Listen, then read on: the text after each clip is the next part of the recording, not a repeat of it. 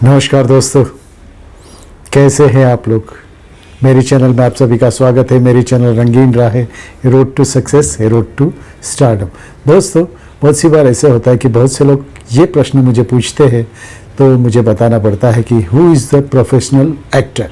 Professional actor यानी क्या, और प्रोफेशनल एक्टर को कितनी इनकम या तो कितना पैसा मिलता है। तो वो बहुत से लोगों ने मुझे पूछा है।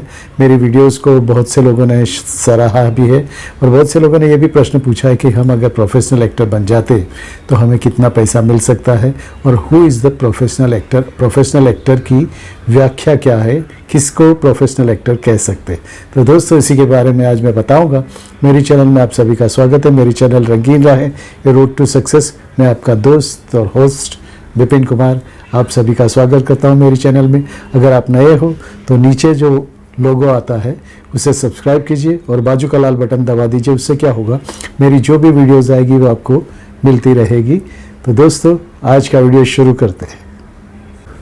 दोस्तों, एक्टिंग फील्ड में जो लोग आते हैं वो ये सोच के आते हैं कि एक्टिंग को हम एज ए प्रोफेशन लेंगे, लेकिन उनकी सर्टेनिटी नहीं होती है।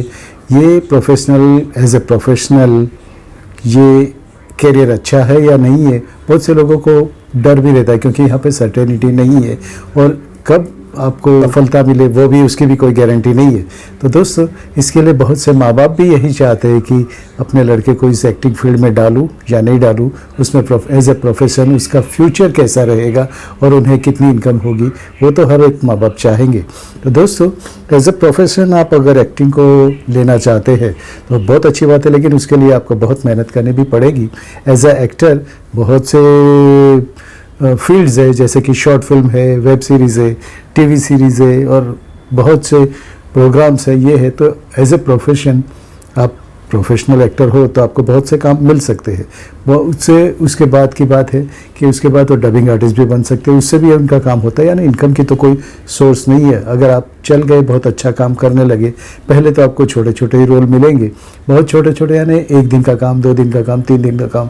फिर हो सकता है आप जैसे भी इसमें माहिर होते जाओगे आपको बहुत बड़ा भी काम मिलेगा, और जैसे बड़ा बड़ा काम मिलेगा तो वैसे अमाउंट भी तो बढ़ता है। तो दोस्तों, बहुत से लोगों को ये लगता है कि फिल्मी दुनिया की चकाचौंध देख के कि हम भी प्रोफेशनल बनेंगे, प्रोफेशनल एक्टर बनेंगे, लेकिन उसके लिए हमें पहले से कुछ ट्रेनिंग लेनी ज़रूरी है। क्योंकि ट्रेनिंग के बिना आप आओगे तो कुछ कर नहीं पाओगे, क्योंकि फिर आप उतना आगे बढ़ नहीं पाओगे। क्योंकि जिस फील्ड में जाना है उसके बारे में जानना बहुत ज़रूरी है। उसके लिए हमें प्रॉपर ट्रेनिंग भी लेना ज़रूरी है। टेक्निकल स्कूलों में जाना ज़रूरी है, एक्टिंग स्कूलों में जाना ज़रूरी है, या तो फिर आप ड्रामा थिएटर से भी अगर आए हो तो आप एक्टिंग तो जानते हो। लेकिन एक्टिंग में जो भी चाहिए वो होना चाहिए। अभी समझो कि आप एक ऑडिशन देने गए, और ऑडिशन तो आप अपने मन से जैसे पढ़ लिया वैसा ही आपने ऑडिशन दिया, लेकिन आपको पता नहीं है कि एक्टर का मूड क्या है, ये क्या है। तो आपने जो किया वो तो कास्टिंग डायरेक्टर रिजेक्ट ही कर देगा, क्योंकि उन्हें जो चाहिए, जिस मूड में चाहिए, जिस मूड में उनका एक्टर को दिखाना है वो होना चाहिए। तो दोस्तों, उसलिए आपको पहले तो कास्टिंग डायरेक्टर से मिलकर बात भी करनी पड़ेगी। यानी रोल को समझना बहुत ही ज़रूरी है। इसीलिए एक्टिंग करना भी बहुत ज़रूरी है, एक्टिंग सीखना भी बहुत ज़रूरी है। एक्टिंग सीखने से क्या होगा कि आपके मन में से डर निकल जाएगा, और उसके बाद आप एक्टिंग करोगे तो परफेक्ट होगी। और जैसे जैसे आप करते, ये तो ऐसा है कि जैसे जैसे करते जाओगे वैसे आप मंचते चले जाओगे, बहुत अच्छा काम करोगे। पहली बार जब आप काम करोगे तो आपको थोड़ा डर होगा, कैमरा का डर होगा या कुछ भी डर होगा, एक्टिंग कर नहीं पाओगे, सही एक्टिंग नहीं कर पाओगे, या तो जो भी टू द पॉइंट नहीं कर पाओगे। और हमेशा यही रहता है, एक्टर को तो कोई भी शॉट देने के बाद उससे लगता है कि हमें इससे अच्छा शॉट दे सकता था, क्योंकि एक्टिंग में इतना वास्ट फील्ड है, जितना करो उतना कम है। कभी एक्टर सेटिस्फाई होता ही नहीं है। तो दोस्तों, इसीलिए आपको क्या करना चाहिए, इसीलिए आपको एक्टिंग स्कूल में जाना चाहिए। छोटा कैरेक्टर हो या बड़ा कैरेक्टर हो, आपको बाखूबी निभाना पड़ता है। बाखूबी यानी इसलिए कि जो भी छोटा कैरेक्टर है उस टाइप का, जो उसको आप 100% दीजिए। वो अगर आप करोगे तो पब्लिक को अच्छी लगेगी, कास्टिंग डायरेक्टर को अच्छा लगेगा। अगर उसको अच्छा लगेगा तो दूसरी बार आपको बुलाएंगे, दूसरी बार बुलाएंगे तो और आपको काम मिलेगा, और बहुत से लोग जो देखेंगे वो सराहेंगे तो आपको काम मिलेगा। तो दोस्तों, कोई भी छोटा रोल या बड़ा रोल होता ही नहीं है, कि आपने क्या किया है वही है। अगर कितने भी बड़े रोल हो, मेन लीड का रोल हो, लेकिन अगर आपने सही नहीं किया तो मेन लीड कुछ काम का नहीं है ना। रोल को जो चाहिए, एक्टिंग का जो चाहिए, जो कैरेक्टर है उसको जो चाहिए वो पूरा 100% आपको देना पड़ेगा। इसके लिए आपको बहुत सी इंस्टीट्यूट्स है जहाँ पे आपको ट्रेनिंग दी जाती है, एक्टिंग की ट्रेनिंग दी जाती है, कैमरा की ट्रेनिंग दी जाती है, कैमरा का एंगल्स बताए जाते हैं, लाइटिंग्स की, वो फील्ड की सब कुछ दिखाया जाता है, वो सीखे ज़रूरी। इसीलिए तो बड़े बड़े जो भी स्टार्स है उनके बेटे लोग पहले तो असिस्टेंट डायरेक्शन में जाएंगे, तो कि उनको मालूम पड़ता है कि डायरेक्शन क्या है, कैसे कैसे करना होता है। तो दोस्तों मैं आपको बहुत से लोगों के एग्जांपल भी दे सकता हूं, जैसे कि विक्रांत मैसी है, मनोज वाजपेयी है, पंकज त्रिपाठी जी है, अक्षय कुमार है, सब कोई है। वो कैरेक्टर बहुत अच्छा प्ले करते हैं, लेकिन वो भी पहले से थोड़े थोड़े रोल करते आए थे। विक्रांत मैसी के बारे में मैं कहूँगा कि बालिका बधू में जो पतला दुबला सा लड़का था, उस टाइम पे उसने सोचा नहीं होगा, लेकिन उस टाइम पे प्रोड्यूसर्स को ऐसा ही पतला दुबला सा कैरेक्टर चाहिए था, तो उन्होंने तो कर दिया। लेकिन उस टाइम पे वो उनको जो भी रोल मिला था उन्होंने किया, लेकिन उसमें उन्होंने 100% दिया, और आज वेब सीरीज़ में उनका नाम पहला नंबर पे है, और आजकल वो बड़ी बड़ी फिल्में करते हैं।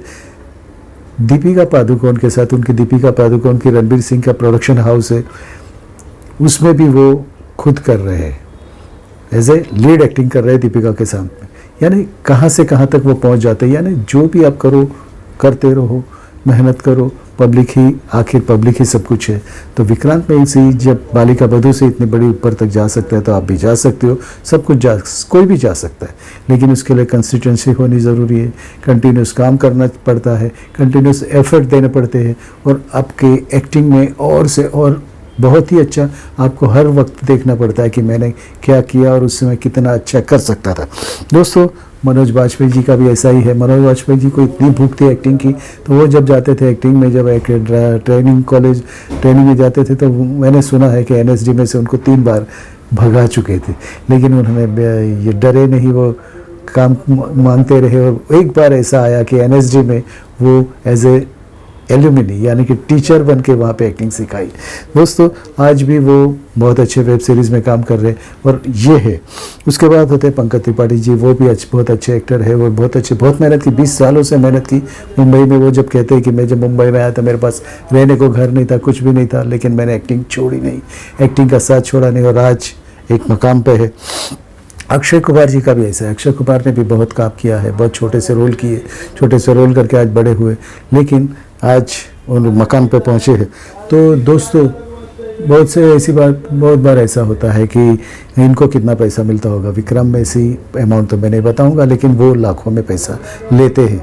अक्षय कुमार का ऐसा है कि अक्षय कुमार जो भी फिल्में करते हैं तो वो पार्टनरशिप में करते हैं, और उसमें जो शेयर ऑफ प्रॉफिट होता है उसमें से वो लेते हैं, और कुछ टेरिटरीज भी लेते हैं, तो ऐसा होता है। तो उनको तो लाखों में ये काम होता है।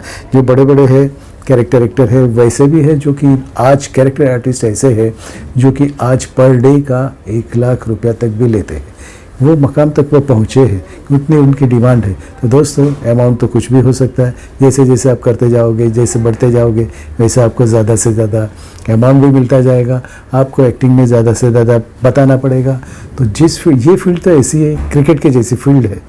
क्रिकेट में जैसे जो टिक गया वो 100 रन्स करके जाएगा, वैसा ही इसमें जो टिक गया वो बहुत कुछ करके जाएगा। तो दोस्तों ऐसी बात है।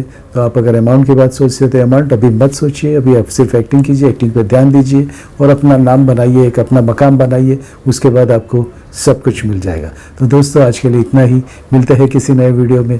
भारत माता की जय, वंदे मातरम, नमस्कार।